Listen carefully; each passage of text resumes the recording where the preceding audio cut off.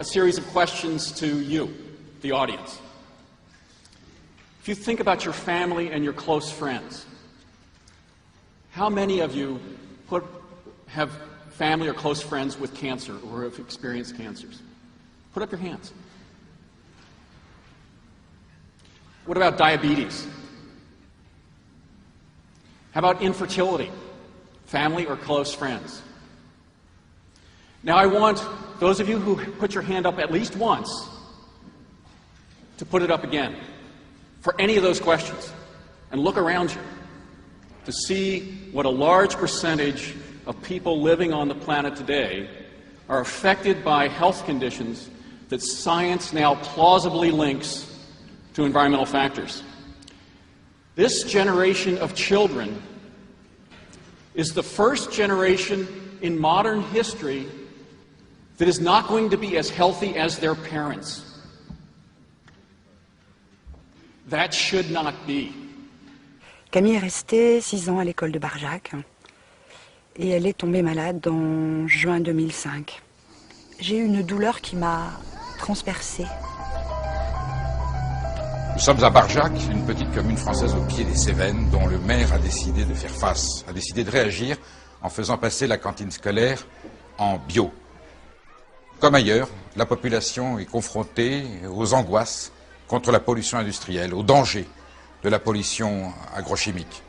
Ici commence un combat contre une logique qui pourrait devenir irréversible, un combat pour que demain nos enfants ne nous accusent pas. T'as vu, aujourd'hui c'est bio. Ouais. C'est meilleur le plein bio. Ouais. C'est meilleur. Le pain bio que le pain normal, parce que le pain normal c'est sec. Moi j'ai travaillé 10 ans en agriculture chimique et il y a des choses que j'aurais jamais mangées que je faisais quoi, ça c'est clair. Bon, nous... Qu'est-ce que vous voulez dire qu'on mange pas que le légume et le fruit, on mange aussi la chimie qui est dedans, c'est ça? Ouais, c'est sûr que ça y est, il reste. Hein,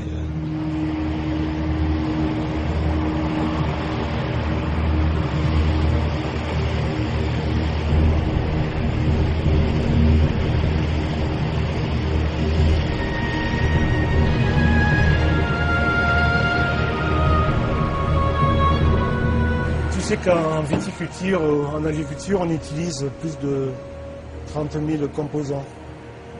Donc j'ai été voir un neurologue et en 2005, il m'a dit que j'avais un problème. Mais il ne savait pas quoi.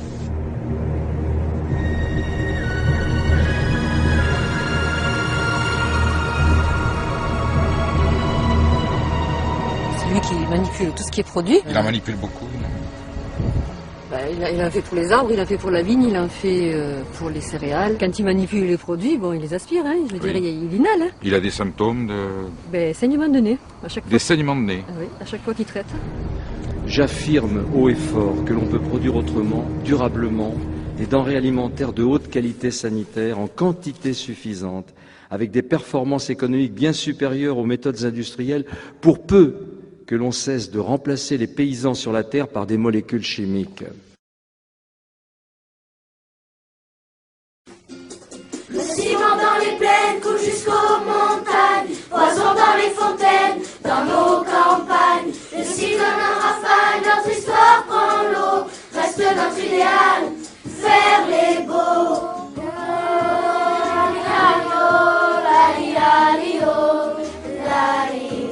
S'acheter de l'air en barre, remplir la balance, quelques pétrodollars contre l'existence. De l'équateur au pôle, ce poids sur nos épaules, de squatteurs éphémères, maintenant c'est plus drôle. Puisqu'il faut changer les choses, aux arbres citoyens, il est grand temps qu'on propose un monde pour demain. L'année dernière, c'est vrai qu'il y a un conseiller agricole qui m'a dit vous êtes une femme exploitante, faites attention à l'utilisation des produits de traitement. Je lui ai répondu que j'en étais consciente parce que mon fils avait eu une leucémie, donc je le savais. Malheureusement, l'hôpital de la Timone et les autres sont pleins d'enfants qui ont la maladie de mon fils et ils s'en sortent pas tous. Hein.